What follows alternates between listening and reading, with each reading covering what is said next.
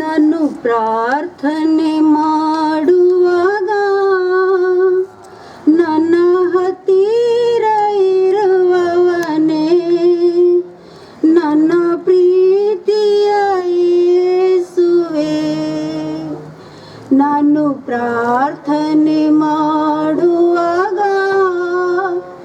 ನನ್ನ ಹತ್ತಿರ ಇರುವವನೇ, ನನ್ನ ಪ್ರೀತಿಯ ಯೇಸುವೇ.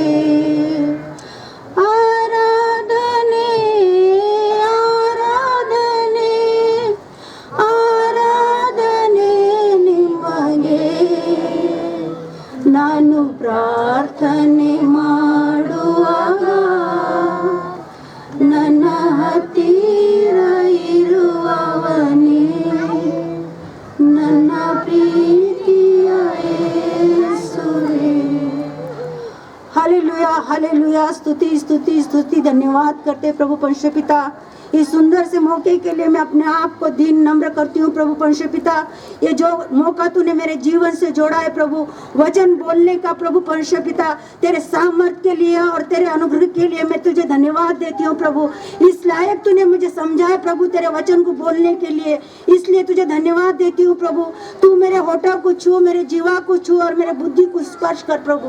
जिस तरह से मूसा कहता है मैं तो हकला हूँ, मैं वचन नहीं बोल सकता हूँ प्रभु, लेकिन मैं उसी तरह से अपने आप को दीन नम्र करती हूँ प्रभु।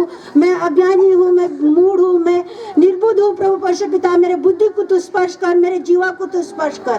आने वाला वचन तेरे ओर से होने दे प्रभु, और इसके द्वारा अनेकों के जीवन में कार्य होने दे, ऐसा होने दे। ये छोटी सी विनती हमारे उद्धार करता यीशु मसीह के नाम से मांगती हूँ, सुनो ग्रहण कर मेरे पिता, आमीन।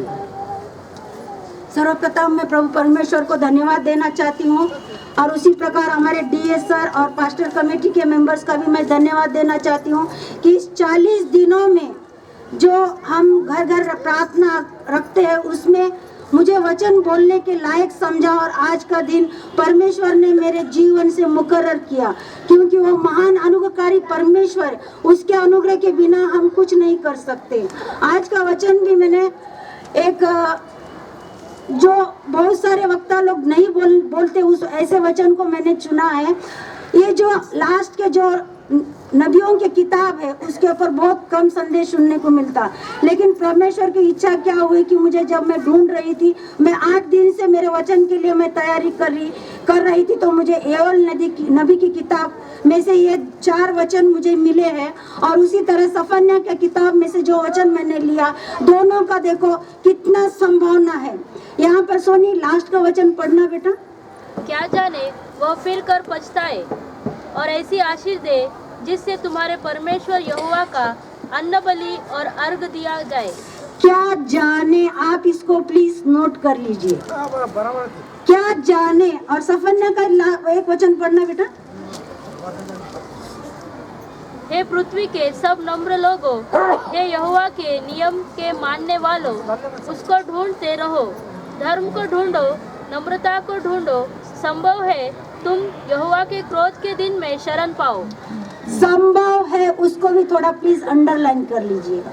संभव और ना जाने, यहाँ पर ये जो योएल नबी के बारे में तो उसका संक्षिप्त में ही अपने को देखने को मिलता कि उनके जन्म के बारे में और मृत्यु के बारे में अपने को मालूम नहीं, और ये ईसा मसीह के जन्म से पहले 4 या 5 शताब्दी पहले ये किताब लिखी गई है, जहाँ पर संभव है या ना जाने। लेकिन अगर अपन मत्ती में अगर देखते हैं या अपने जो 4 गॉस्पल से हम देखते हैं, जो सुसमाचार के 4 गॉस्पल से मत्ती, मार्क, लूक, यूहन्ना, यहाँ पर निश्चित और हम खास गारंटेड हमको अनुग्रह प्राप्ति के लिए वचन मिलता है। लेकिन योएल नबी और सफन्याह नबी की किताब में ये किस तरह से उन्होंने दिया होगा उसके बारे में मैं तुमको बताती हूँ कि विलंब से कोप करने वाला, करुणामय, अति दयालु और अनुग्रहकारी परमेश्वर ये किस तरह से पछताता है उसके बारे में। क्या प्रभु परमेश्वर भी अपने बच्चों को दंड दे के पछताता है क्या? हाँ प्रियो, क्यों कि कोई मनुष्य इस पृथ्वी पर ऐसा नहीं है जो अपनी सृष्टि या अपना खुद का नुकसान अपने हाथों से करने वाला है। उसी जिस तरह से आदम वाटिका में प्रभु परमेश्वर ने आदम और हव्वा को निर्माण करके उस वाटिका में जब रखा था तो उन्होंने पाप किया। परमेश्वर चाहता था तो उनको उसी समय दंड देके या मृत्यु का दंड दे सकता था, लेकिन नहीं, क्योंकि यहोवा परमेश्वर आसमान से नीचे उतरकर अपने हाथ मिट्टी में डालकर पानी से मिट्टी को गूंद कर आदम को बनाया और उसके नाखूनों में अपने सांस फूके। तो कोई अपनी रचना को कैसे नष्ट कर सकता है? ये अपन वहाँ आदम वाटिका में देखते हैं।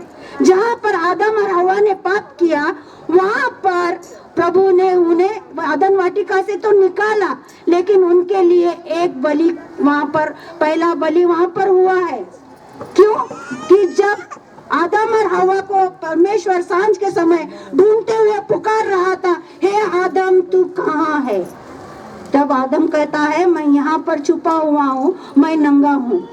तो उन दोनों के पाप, जब वो नंगे थे, उनके पाप ढकने के लिए प्रभु परमेश्वर ने पहला बलिदान देख के चमड़े के अंगर का बना के उनको पिनाया है। वहाँ पर पहला बलिदान आदम के वाटिका में जो बलिदान किया है, परमेश्वर इससे दिखाता है कि अपनी रचना को वो नष्ट नहीं करना चाहता। उसी प्रकार से नूह के जमाने में किस तरह से परमेश्वर ने अपने 40 दिन 40 रात की वर्षा के बाद में, जब पृथ्वी का नष्ट करने के बाद में जब नूह ने उसे अर्घ चढ़ाया, तो उस समय परमेश्वर किस तरह से पछता कर कौन सी वाचा बांधता है? उत्पत्ति इसकी 9वें अध्याय, सोनी प्लीज पढ़िए जरा, उत्पत्ति की किताब 9वां अध्याय 11 से 14। और मैं तुम्हारे साथ अपनी यह वाचा बांधता हूँ कि सब प्राणी फिर जल प्रलय से नष्ट न होंगे और पृथ्वी का नाश करने के लिए फिर जल प्रलय न होगा। फिर परमेश्वर ने कहा, जो वाचा मैं तुम्हारे साथ और जितने जीवित प्राणी तुम्हारे संग है, उन सब के साथ भी युग युग की पीढ़ियों के लिए बांधता हूँ, उसका यह चिन्ह है, मैंने बादल में अपना धनुष रखा है, वह मेरे और पृथ्वी के बीच में वाचा का चिन्ह होगा। और जब मैं पृथ्वी पर बादल फैलाऊं, तब बादल में धनुष दिखाई देगा। देखो प्रियो, परमेश्वर जब नूह के जमाने में 40 दिन 40 रात की बारिश होने के बाद में सारी सृष्टि का नाश किया और देखा, और कितना मन में पछताया है परमेश्वर ने कि मैंने अपने सारे लोगों को नष्ट किया है। पछताने के बाद में नूह से वाचा बांधी, जो धनुष आज तक हमें जब भी बारिश गिरता है तो धनुष दिखता है। तो पछताने वाला परमेश्वर है, पछताने वाला परमेश्वर है। अपने गुनाहों के लिए वो खुद भी पछताता है। कैसे पछताता है? शैतान को इस दुनिया में क्यों फेंका परमेश्वर ने? उसे वहां पर स्वर्ग में कुछ काम नहीं था प्रियो, सिर्फ और सिर्फ लूसीफर का इतना ही काम था कि वो परमेश्वर के सामने आराधना करता था। सिर्फ एक ही काम करता था, वो क्या करता था? आराधना करता था। उस पर उसे घमंड हुआ, उसे नीचे फेंक दिया। तो उस धूर्त शैतान आके किस तरह से मनुष्यों को भटकाता है, किस तरह से हमें फंसाता है, अलग अलग रीति से हमेशा दिखाता है। भाई अलग अलग, आज अपन चर्च को जाने का है तो सोचते हैं आज मत जा, दूसरी तरफ चल, दोस्त बुलाने को आता है चल पिक्चर देखने जाएंगे, दूसरा दोस्त बुलाने का आता है चलो अपन इधर आज पार्टी करने जाएंगे। शैतान को अपने को देखने का है। जिस तरह से अगर अपने को दुनिया में जीते समय में अगर प्रभु की खोज करना है, जिस तरह से सफना नबी की किताब में धर्म का खोज करो और नम्रता का खोज करो, धर्म का खोज और नम्रता का खोज, और पछताने वाला परमेश्वर है। जैसे धर्म का खोज और एक सबसे बड़ा मसीह जीवन बहुत कठिन है प्रियो। मैं आज तुमको कह देती हूँ, आपको बहुत सारे लोगों ने बताया होगा मसीह जीवन सरल है, लेकिन नहीं प्रियो, मसीह जीवन बहुत कठिन है। मसीहत के जीवन में शैतानी परीक्षा बार बार आती है। ये उतना ही सही है जितना अपने आप को अपन मसीह में बढ़ाते, शैतान उतना बार बार आके अपने पास परीक्षा करता है। इसका बहुत सारे जनों को अनुभव है। अपने कलीसिया में भी ऐसे लोग जो शैतान के परीक्षा के सामने से गुजर कर उस पर विजय भी पा चुके हैं। और देखो, और सबसे बड़ा मूल उद्देश्य मसीह जीवन का एक है विश्वास, विश्वास, आज्ञाकारिता। विश्वास, आज्ञाकारिता और पश्चाताप। सबसे पहले एक आपको बताया नूह के जमाने में किस तरह से परमेश्वर ने पछताया। विश्वास, पूरे बाइबल में देखेंगे तो अब्राहम के जैसा बड़ा विश्वास हमें कहीं देखने को नहीं मिलता। मत्ती रचित सुसमाचार में कहता है, मत्ती रचित सुसमाचार में उसमें कहा यह अब्राहम की बेटी का विश्वास सबसे बड़ा है, लेकिन पुराने नियम में अब्राहम के जैसा विश्वासी कोई नहीं था। आज्ञाकारी, ऑर्डर मिला नूह को, नाव बना ले, इतना साइज होएगा, इतना लंबाई, इतना चौड़ाई, उसमें राल लगाना, सब जीव जंतु तेरे पास आएंगे, उनको लेकर तुम चले जाना, मैं पृथ्वी का नाश। आज्ञाकारिता, नूह ने जो आज्ञाकारिता परमेश्वर के सामने दिखाया, उन परमेश्वर से बात नहीं की मैं क्यों बनाऊं, कैसे बनाऊं, मेरा तो उम्र है, मैं तो बूढ़ा हूँ, ऐसे कोई प्रश्न नहीं किया नूह ने। ऑर्डर मिला, फॉलो द ऑर्डर्स। और नम्रता को ढूंढो और धर्म को ढूंढो। धर्मी मनुष्य अय्यूब के जीवन में, अय्यूब के जैसा धर्मी इंसान अपने को देखने को नहीं मिलता। शैतान जब अय्यूब की परीक्षा लेने के लिए जाता है तो परमेश्वर उससे पूछता है तू कहाँ से आ रहा है शैतान को, तो शैतान क्या जवाब देता है, फिरते फिरते डोलते डोलते आए, डोलते डोलते घूमते घुमाते मैं आ रहा हूँ। तो तूने क्या देखा, परमेश्वर पूछता है, क्या तूने मेरे सेवक अय्यूब को देखा है? हाँ देखा है। कैसे?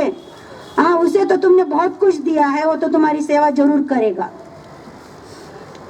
अगर तुम उसका ले लो तो देखो वो तुम्हारी सेवा करेगा क्या। परमेश्वर उस शैतान को बोलता है जा, तुझे अय्यूब के साथ में क्या करना है कर, लेकिन उसकी आत्मा को छोड़ के, उसके जीव को छोड़ के तू उसको आजमा ले। मेरा भक्त इतना धर्मी है कि कितने भी संकट आएंगे तो वो मुझसे मुकरेगा नहीं। प्रियो, अय्यूब के जीवन में उसके बेटे ना बेटियां, सब कुछ, खेत बाड़ी, हाथी, आपको तो स्टोरी सबको मालूम है, मुझे ज्यादा एक्सप्लेन करने की जरूरत नहीं है। लेकिन उसके दोस्त, उसकी पत्नी, यहाँ पर देखो, जो दोस्त लोग बोलते तो अब तो परमेश्वर को भरा बुरा कहे, उसकी पत्नी जो अर्धांगिनी, जहाँ पर हवा को बना के आदम के लिए दिया था, वो भी बोलती तू तो अब तो कोस परमेश्वर को, तू क्यों इतना सहता है? बोलता नहीं, अय्यूब का एक ही है, मैं तो मिट्टी हूँ, मैं माँ के पेट से नंगा आया हूँ और नंगा जाऊंगा। भाइयों बहनों, अगर हर इंसान ये समझ ले हम मिट्टी है तो घमंड किस बात का, हम मिट्टी है, मिट्टी में जाने वाले हैं। लेकिन जो सांस प्रभु परमेश्वर ने अपने नथुनों में फूंका है वो परमेश्वर के हवाले। अपन किस तरह से करना चाहिए? रोते पीटते उपवास करते, अपने वस्त्र नहीं लेकिन अपने मन ही को फाड़ डालो। मन को किस तरह से फाड़ डालना है? एजकेल को प्रार्थना किया, 15 साल की आयु बढ़ गई। हन्ना ने प्रार्थना किया, सामुएल नबी की बेटे की गोद भर गई। हाजिरा जो अब्राहम ने उन्हें निकाल दिया था जंगल में, उन्हें पानी भी मिला और हाजिरा को कहता है परमेश्वर मैंने तेरे आंसू देखे हैं, तेरे द्वारा भी मैं नव राष्ट्र निर्माण करूंगा। देखो अभी वचन कितना करुणा निदान अपना परमेश्वर है। तो अपन मानव इंसान क्या अपने आप को दीन करते हैं? क्या अपने आप को नम्र करते हैं? क्या अपने आप को धर्म की खोज में लगाते हैं? प्रियो, आज हमें जांचना है। इस 40 दिनों के उपवास प्रार्थना ये सच में अनुग्रह के दिन है। This are the grace periods. School में कितने मार्क्स मिलते हैं सर? ग्रेस मार्क्स 10 मार्क, पर यहाँ परमेश्वर देखो 4 गुना बढ़ के दिया है। 40 डेज, 40 डेज ग्रेस मार्क्स 10 मिलते हैं। यहाँ पर परमेश्वर ने अपने को 40 दिन दिया है अपने अंतरात्मा को परीक्षण करने का, उसके नजदीक जाने का, पश्चाताप करने का।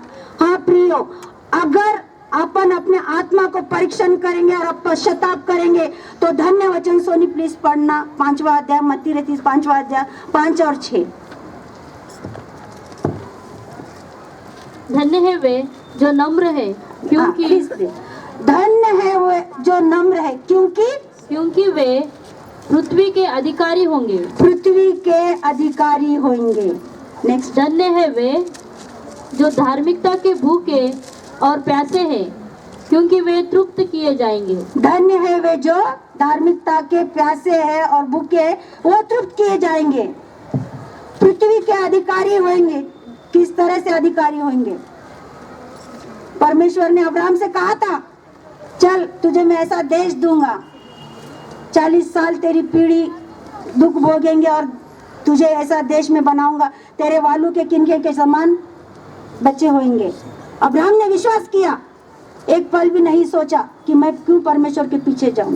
40 साल के बाद मूसा उनको लेके जाता, लेकिन उनके मन कठिन थे, बार बार वो परमेश्वर से मुकर जाते थे।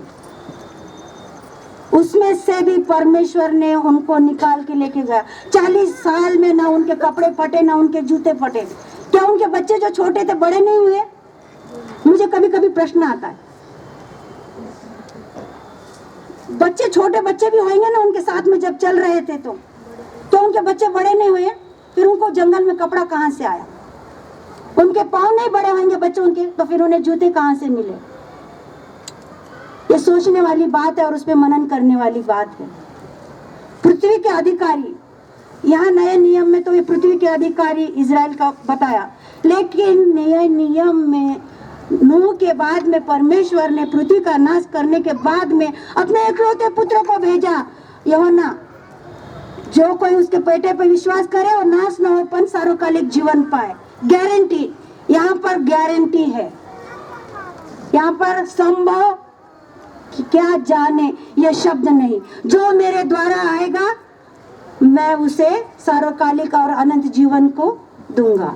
वो पृथ्वी के अधिकारी होंगे। कैसी पृथ्वी? ये दुनिया की पृथ्वी नहीं, वहां सोने की सड़कें होंगी, वहां दिन न होगा, न रात होगा, न दुख होगा, न क्लेश होगा, वहां भूख होगी, न प्यास होगी, वहां तुम तृप्त किए जाएंगे। जिस तरह से आयुब को परमेश्वर ने शैतान की परीक्षा के बाद में तृप्त किया, उसे सारा धन दौलत, उसके बेटे बेटियां, यहाँ तक कि उसे इसके 3 बेटियां जो मर गई थी, इतनी सुंदर बेटियां सारे देश में उसके जैसी सुंदर बेटियां कोई नहीं थी। किस तरह से अनुग्रहकारी परमेश्वर है। नए नियम पुराने नियम में तृप्त किया है, हमें भी परमेश्वर वह सार्वकालिक जीवन में तृप्त करने वाला है। प्रियो, जांचना है अपने आप को, मनों को सोचना है, समझना है हम आज क्या कर रहे हैं, कहां पर है। प्रार्थना करना है, विश्वास की प्रार्थना करना चाहिए। परमेश्वर नए नियम में कहता है, राई के दाने के जितना भी अगर तेरा विश्वास है तो तू पहाड़ से कहेगा, पहाड़ जाके समंदर में गिरेगा। पहाड़ विश्वास का नाप नहीं है प्रियो, कम ज्यादा अल्प विश्वास यो प्रभु ने कहा है, लेकिन राई के दाने के बराबर भी अगर विश्वास है तो तुम संभव है हर काम कर सकते। और किसके द्वारा? प्रभु यीशु मसीह के लहू में विश्वास लाने के द्वारा। खुदावन ने अपने इकलौते बेटे को दुनिया में भेजा, वो स्वीकार करना है। वो क्रूस पे चढ़ा गया, हमारे लिए लहू बहाया, मृत्यु में से तीसरे दिन जी उठा। इस पे हमें विश्वास करना है। और ये सुसमाचार हर एक के कांधे पे दिया है। हर एक साथ जो एक को भी अगर सुसमाचार देता है अपने बोलने से, चालने से, तो प्रियो सचमुच आज आपके नाम जीवन की पुस्तक में लिखी गई है। अपने आप को दीन करो, नम्र करो, मन को फाड़ डालो। दाऊद राजा जो पश्चाताप करता है, 51 में पढ़ बहन, टूटा मन परमेश्वर के योग्य बलिदान है, वो पढ़ो मत जरा।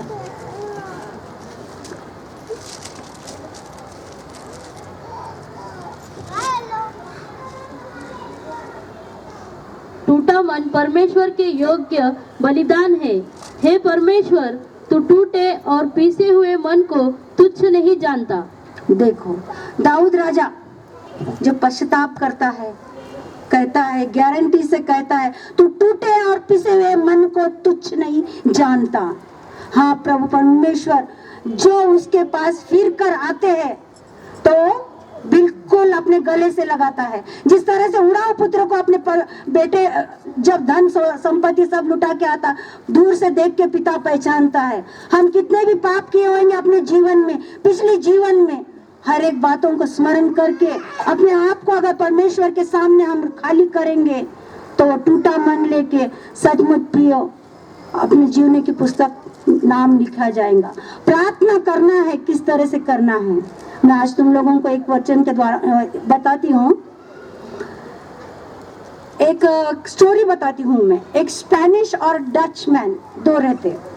स्पेनिश डच सोल्जर जो रहता और ये स्पेनिश आदमी के साथ में कुछ वाद विवाद होता उनके बीच में।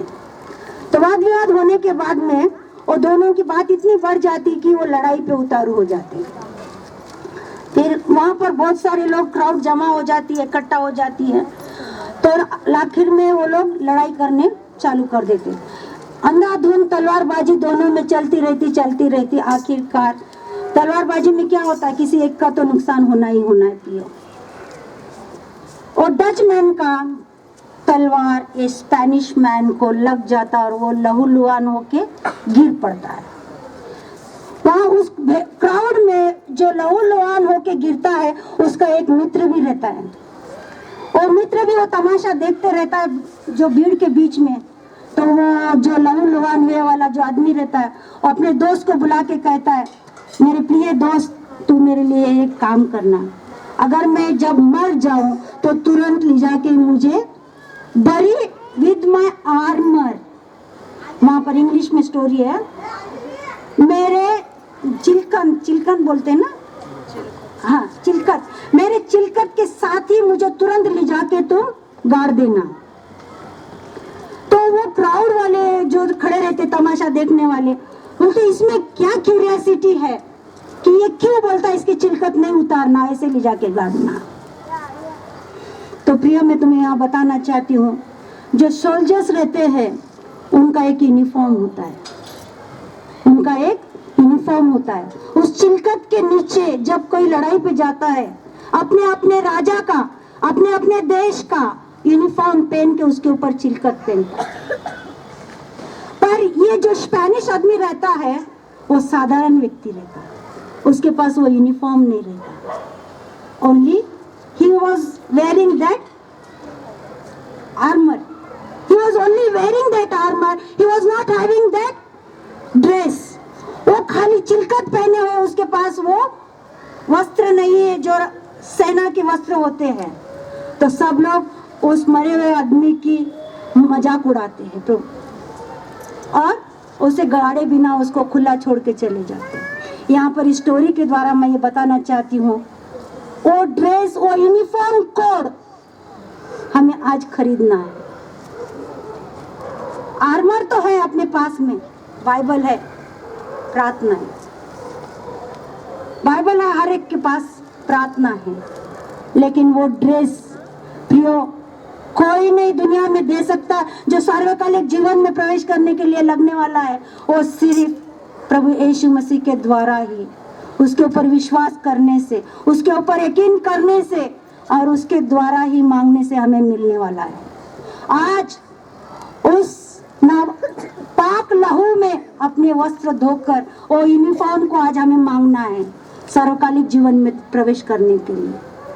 अंतिम दिन है, आने वाले दिनों में हमें वचन का मालूम नहीं, पढ़ने को मिलेगा, सुवार्ता करने को मिलेगा, जानते नहीं, समय है, इसको अपने चित्त से उतरने नहीं देना। और एक जगह मुझे तो याद नहीं आ रहा, लेकिन मैंने पढ़ा, मैं भूल गई हूँ, एक भविष्यवक्ता को परमेश्वर कहता है ये आज्ञा इतनी बड़ी बड़ी अक्षरों में लिख के लगा दे कि दौड़ते हुए भी साफ नजर आए, दौड़ते हुए भी वो अक्षर साफ नजर आए। आप रेलवे स्टेशन में देखे होंगे, बड़े बड़े अक्षरों में लिखे होते हैं नाम। गाड़ी कितनी भी देर से स्पीड में चले जाए तो अपन नाम पढ़ सकते हैं। उस तरह से अपने आप को इसमें का वचन पढ़ना है, इसका मनन करना है, अपने चित्त में बसाना है प्रियो। और सोनी लास्ट का एक वचन पढ़ना बेटा, पहला कोरिन्थी इसका 18 वचन, पहला अध्याय 18 वचन। क्योंकि क्रूस की कथा नाश होने वाले के लिए मूर्खता है, परंतु हम उद्धार पाने वालों के लिए परमेश्वर की सामर्थ्य है। ये पूरा बाइबल का सार संत पौलुस कोरिन्थियों को पत्री लिखता है, यह पूरा बाइबल का सार इस वचन के द्वारा। क्रूस की कथा नाश होने वाले के लिए मूर्खता है, लेकिन उद्धार पाने वालों के लिए सामर्थ्य है। आज अपन घर जाकर उस प्रभु परमेश्वर से सामर्थ मांगेंगे, इस क्रूस की कथा को अपन लोगों को बताएंगे और अपने आप को भी बताएंगे और पश्चाताप करेंगे, अपने मनों को फाड़ेंगे परमेश्वर के सामने। आइए हम अपने सरों को झुकाएंगे, छोटी सी प्रार्थना करेंगे। स्तुति स्तुति स्तुति स्तुति धन्यवाद करती हूँ प्रभु परमेश्वर पिता, आज जो वचन बोलने का मौका मिला है प्रभु, तेरे नाम को धन्यवाद देती हूँ प्रभु। जो कुछ भी अगर मेरे द्वारा कुछ अनिश्चित निकला होगा तो मुझे क्षमा कर प्रभु परमेश्वर पिता। और यहाँ बैठे हुए हर एक बच्चे के लिए प्रार्थना करना चाहती हूँ प्रभु, जो आशा लेकर आए हैं प्रभु परमेश्वर पिता, तेरा वचन सुनने के लिए, तेरी आराधना करने के लिए प्रभु परमेश्वर पिता। नाम बेनाम तू सबको जानने वाला परमेश्वर है प्रभु, आज सबों को तू यहाँ से आशीर्वादित करके भेज प्रभु परमेश्वर पिता। और मुझे भी प्रभु परमेश्वर पिता तू छू और स्पर्श कर प्रभु। और क्या मांगू प्रभु, मांगने से अधिक देने वाला तू बाप है।